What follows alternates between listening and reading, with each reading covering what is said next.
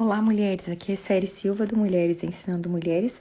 Hoje vamos para o capítulo 5 do livro Administre Suas Emoções com Joyce Meyer, da Belo Publicações. Vamos lá? As mudanças de humor. Os altos e baixos das nossas emoções são algumas das maiores ferramentas que Satanás usa para roubar nossa alegria e destruir nossa eficácia como testemunhas de Cristo. Precisamos aprender a nos tornarmos crentes estáveis, sólidos, firmes, perseverantes e determinados. Como observamos no início deste livro, nenhum de nós jamais ficará totalmente livre das emoções. Mas graças a Deus, porque podemos aprender a administrá-las. Podemos aprender a controlar as nossas emoções e não permitir que elas nos controlem.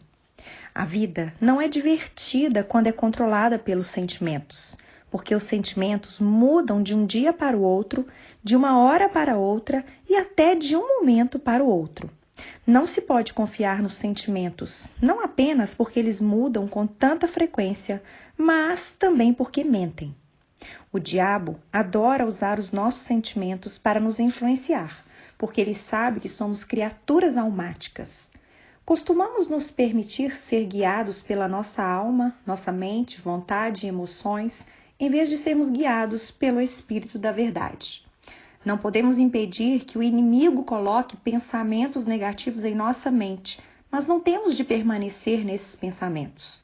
Por termos uma vontade, podemos optar por recusá-los.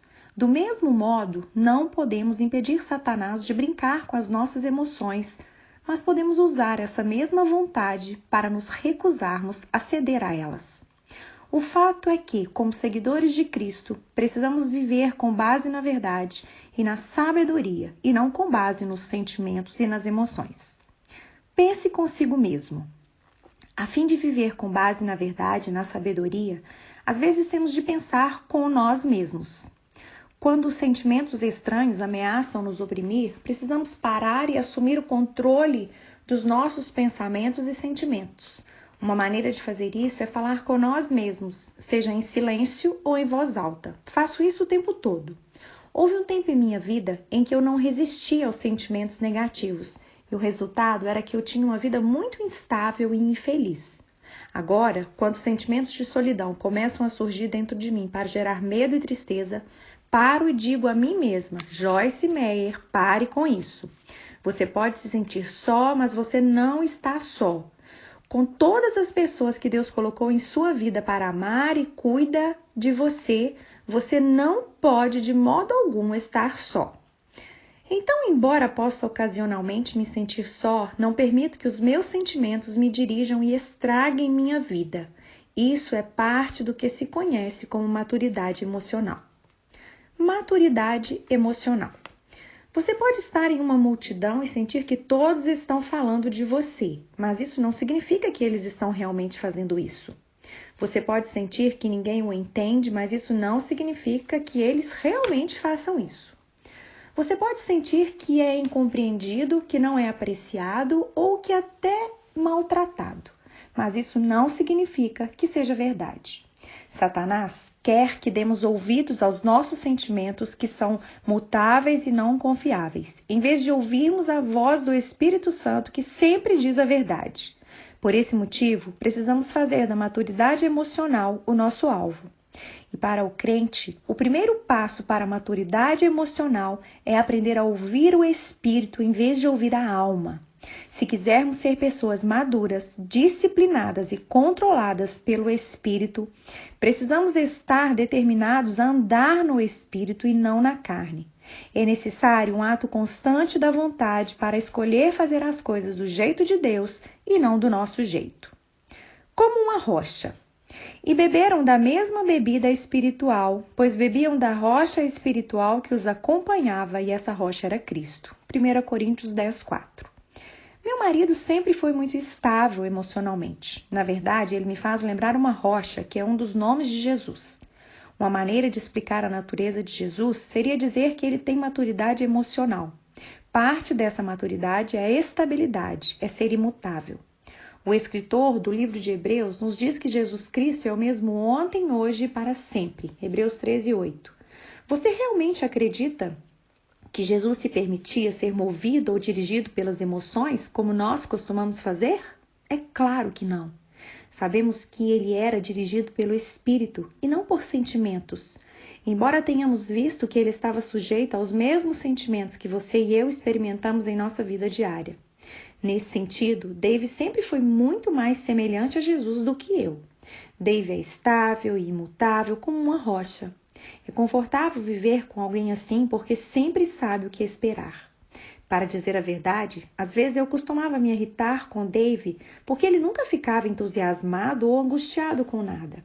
Era simplesmente parte de sua responsabilidade fleumática não demonstrar muita emoção.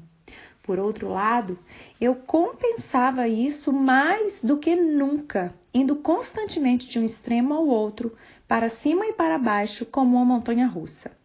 Você sabe quando minha montanha-russa emocional finalmente começou a se estabilizar? Esse processo teve início quando comecei a me impor e a tomar a decisão determinada de que, com a ajuda do Espírito Santo, não seria mais daquela maneira. Até decidir que não iria mais viver de acordo com os meus sentimentos, eu era cativa das minhas emoções.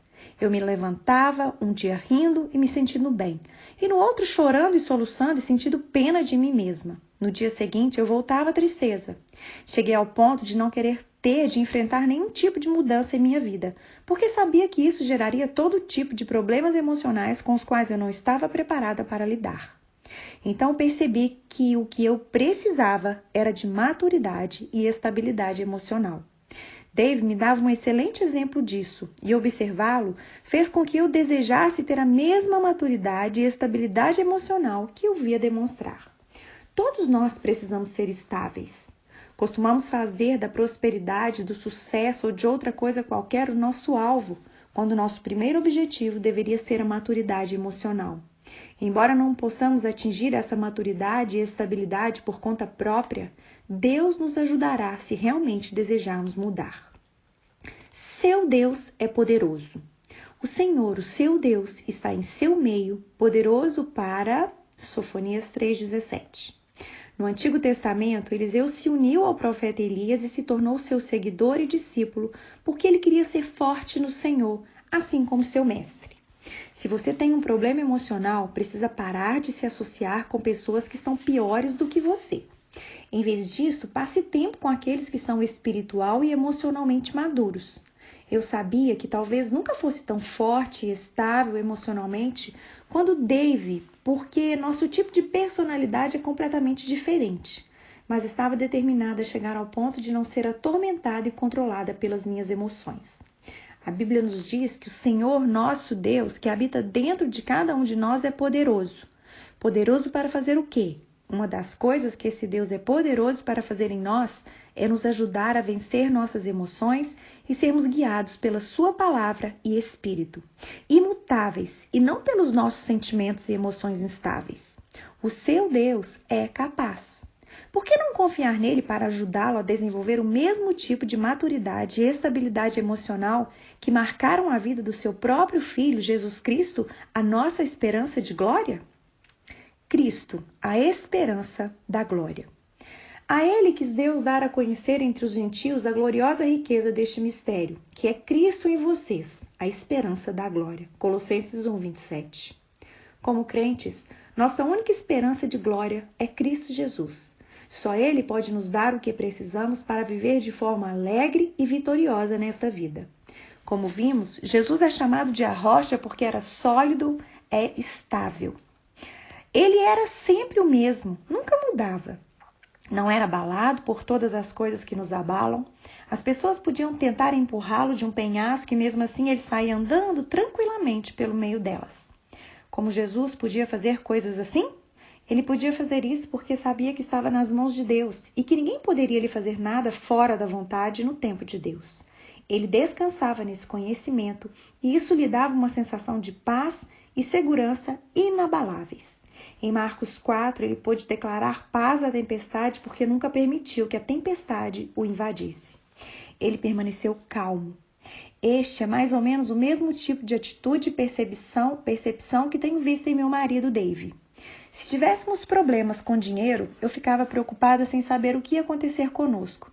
Dave simplesmente dizia: Joyce, estamos dizimando e fazendo tudo que o Senhor nos disse para fazer. Deus sempre supriu as nossas necessidades antes e Ele também irá supri-las desta vez. Por que devemos ficar nos sentindo infelizes, tentando imaginar o que fazer? Vamos relaxar e confiar no Senhor para que Ele trate de todas as coisas. Se alguém começasse a falar negativamente sobre nós, ou se levantasse contra nós, ou tentasse instigar uma contenda entre nós, eu ficava nervosa e angustiada. Dave ficava totalmente sereno. Eu dizia: Dave, isso não lhe deixa maluco? Não, ele respondia. Não temos problema algum. São todas essas pessoas que estão com problemas.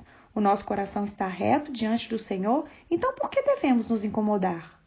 Para a maioria de nós, esse tipo de estabilidade espiritual e emocional não vem naturalmente. Temos de desejá-la de todo o nosso coração. Temos de decidir que, custe o que custar, vamos tê-la.